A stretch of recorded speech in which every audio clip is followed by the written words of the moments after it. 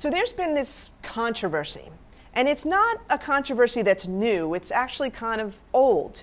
And the controversy is around, should you read music or should you play it by ear? And that's what this video is about. Hi, I'm Donna Schwartz from DonnaSchwartzMusic.com, the site to bring your saxophone playing up to the next level. I had a question this week, but I'm not doing this video just because of this question. I've seen this debate going on in many of the forums and also with other music educators that I've conversed with over the years. But the question this week comes from John, and it's this. Many of the online sax courses talk about not using sheet music to learn, and that private teachers today will teach you the way they learned, which was very tedious years of sheet music learning, etc. What's your feeling on this? Okay, I'm going to go through the pros and the cons of reading versus playing by ear, and then I'll give you my take. So the pros for reading, and I want to put a little caveat to that. Let's say reading first, all right, so when you're first taking up an instrument. So the pros for reading first while learning an instrument are this. Well, you're going to get a head start on two skills. One is playing your instrument and one is reading music. And both are their own separate skills that have their own challenges. So you'll get a head start, especially of those folks that are learning how to play by ear. Okay, so that's actually pretty huge. If you start off that way, reading music, you'll be able to be more independent from your teacher with regard to being able to buy sheet music and playing the types of music that you'd like to play. So that's important, being independent. It's also a really big advantage to understanding music theory, because you do need to see, you know, how the notes make up chords, how to create scales, all this kind of stuff. Okay, so those are the big pros for reading first and also reading in general. In fact, if I can add to that, as you are playing more, some jobs require that you read, especially if you're in classical music, you have to read. Especially if you're on a gig or a job like a Broadway show, you've got to read, okay? If you're in classical music also, you need to transpose. So the written music, well, you're not playing that, you're transposing it up a step or maybe an augmented fourth or whatever the case may be. You need good reading skills for that. If you want to go to music school, you have to read, and you have to have some theory background as well. If you want to go on an audition for a regular band and they've got charts, you have to read. Okay, that's happened to me a few times. You got to be able to read. If you're going on an audition and part of it is sight reading, well, if you want to do well, you have to read. Okay, so those are the pros for reading.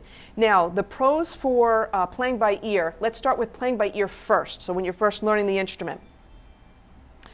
So when you're first learning the instrument, if you start off by playing by ear first, it allows you to concentrate on the mechanics, on the coordination, on developing your technique. Okay, so that's pretty huge. You won't have to worry about getting like overwhelmed with reading music as well. Okay, so that's the first thing. The second thing, the big advantage to playing by ear first, is that you're going to really learn how to listen. You're going to learn how to develop your ears. You're going to learn how to hear melodies and be able to figure it out pretty quick. And again, this takes work, this takes time. This is not like a magic pill thing that I'm talking about. You'll learn how to listen to the other members in the band, whether it's rhythm section or it's a classical orchestra or even chamber music. You'll learn how to listen to other parts in the music, the bass lines, the harmony parts. So you're going to really expand your I don't want to call it ear training, but just your hearing in general. And that's a huge, huge advantage. Now, the other advantage is too, you go on a gig and they call a tune that you don't know, but you need to play it. Okay, so if you have a really good ear, you could pick it out. Whereas if you totally rely on the sheet music, you feel kind of stuck and overwhelmed. If you are at a jam session, okay, and again, they call out a tune you don't know, or they say, okay, we're just gonna, jam on this tune or whatever, just solo. Well, you gotta rely on your ears to figure out what the chord progressions are, okay? Another advantage by playing by ear, if you really know the tunes well, you don't have to be relying on the sheet music. So in that example before, you're on a gig If you're the type of person that relies on sheet music, and let's say your iPad, the battery dies, or the latest iPad update just makes your iPad crash, you're really stuck. But if you've been playing your stuff by ear and you know it up here, you may not even need an iPad or any kind of stand or anything like that. If you're at a gig and it's outside and there's a bad wind and your paper clips are just not holding the music down, they blow away, you're stuck. Okay, but if you learn your stuff by ear, you kind of have it up here. So there's plenty of pros for both of these. Now, what are the cons? Well, for reading, just what I said. You're on a gig and you're so reliant on that music and something happens to the music. It's going to be really hard for you. Okay, bottom line, it's just going to be really, really hard. If you solely rely on reading and you're a horn player and you're doing cover songs and the charts that you have are just lines with no background chords, you don't have if it's almost like you're in a bubble. You're just relying on reading those lines. You're not thinking about what are the background chords. A lot of people tend to do that, and once the chart is gone, they don't know what to do with themselves. Okay, so that's a frequent thing that happens, and that's not a great thing. Okay, it's very very uncomfortable. One of the cons for reading also is that if you don't have enough experience reading, especially in the beginning, those black dots on the page don't have much meaning to them. I see a lot of people that tell me that they have such a problem with timing. And timing is basically steadiness of rhythms. But timing is also something else too. This leads into the other con. When you're buying, sheet music for your favorite songs or even jazz standards, it's not notated exactly the way it was performed. Okay, you can't capture some of the articulation, some of the nuances, some of the phrasing. You can't capture that accurately. And if you're sitting there trying to play your favorite stuff and wondering why it's not coming out that way, that's why. You need your ears. You can't just rely on reading the black dots on the page. Another big issue that I see that people tell me about is their timing. And when they're reading music, they're focusing on one thing, notes or rhythms. And it's usually not both, it's not the combination. And if they haven't had the guidance to learn how to read, then they may be wanting to play their favorite song, but it doesn't sound like it because there's no sense of rhythm. There's no sense of steadiness of rhythms or timing. All right, so that's another con. You're going to need to know how to read music. But the other thing too, like I just said, if you don't use your ears at all and you're trying to play your favorite music, and by reading it, it's just not going to be there. It's just not going to sound accurate. Now, the other thing that's related to that too, if you play jazz and swing style, well, they could write on the chart, swing style. And if you've never heard jazz before, or you hear jazz, but you don't have enough experience with hearing it, you may take a chart, let's say something like this, and think that swing is this.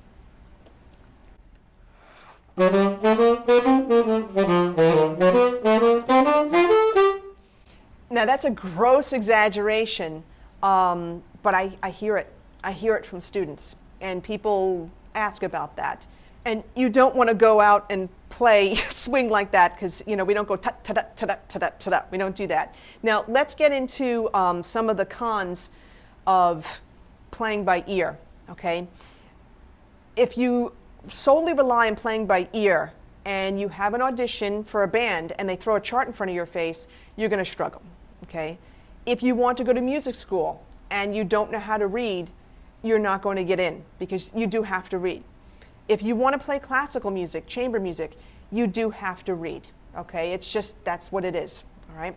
If you want to have a better understanding of music theory, particularly jazz theory, it really is to your advantage to learn how to read.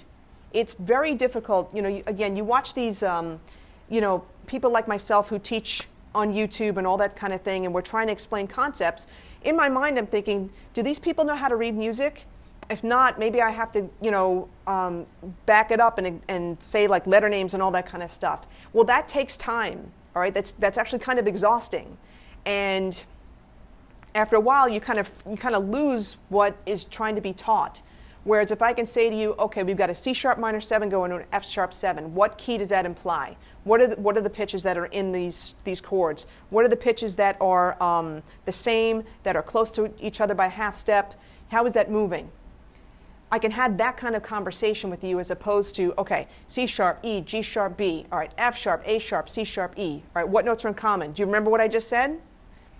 It's a lot. It's a little bit, it's exhausting. Okay, it's definitely exhausting. So now, here's my take. I was not taught how to play by ear when I first started playing. I was taught read and play at the same time. And I saw from a group of a class of 30 trumpet players in 4th grade, it dwindled down to about 6 really quick, because it can be overwhelming to do both at the same time. And particularly it was the music reading that really threw people off. I strongly feel, and this is how I teach especially beginners and especially young beginners too, I think it's important to learn how to play by ear first. You can use fingering charts, and you want to learn your technique, you want to learn how to set your embouchure, breath support, all that kind of stuff, posture, the whole 9 yards. And you could focus on that and learn simple songs by ear. Learn bass lines. Learn how to transpose songs. So if you're playing like Ode to Joy, don't play it in 1 key, play it in 3 keys. Once you learn the fingerings for a bunch of notes, and you could produce the sounds with a nice full sound using good breath support. The more of that you do, when it comes time for the reading, which I do feel is very important, the stuff that you learned how to play by ear, you learn how to read. It will make sense to you. Okay, think of it this way. You would not give a 700-page novel to a 2-year-old. They just, that would just be ridiculous. If you have somebody try to read music where they don't understand what a C, and that's a tenor C, what a C sounds like, it's not going to have any meaning.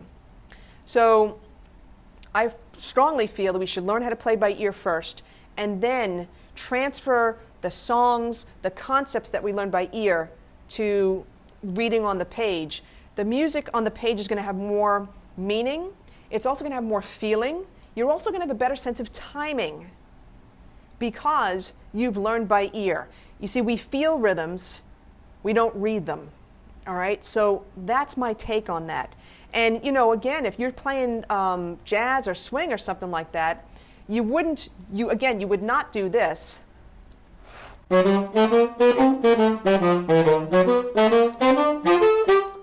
You would know that after listening to a lot of jazz and maybe getting some guidance and maybe even, being taught this line by ear, that it would sound like this.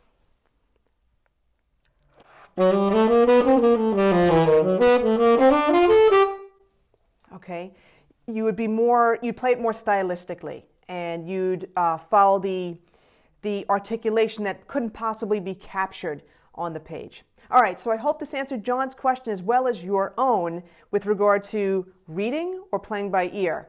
And honestly, the answer is this. You do need both, but I feel there's a certain order. That's my take on it. And my take is that you should learn by ear first, and then in order to have comprehension and real understanding of the reading, learn how to play by ear first so that when you look at the music on the page, it makes sense.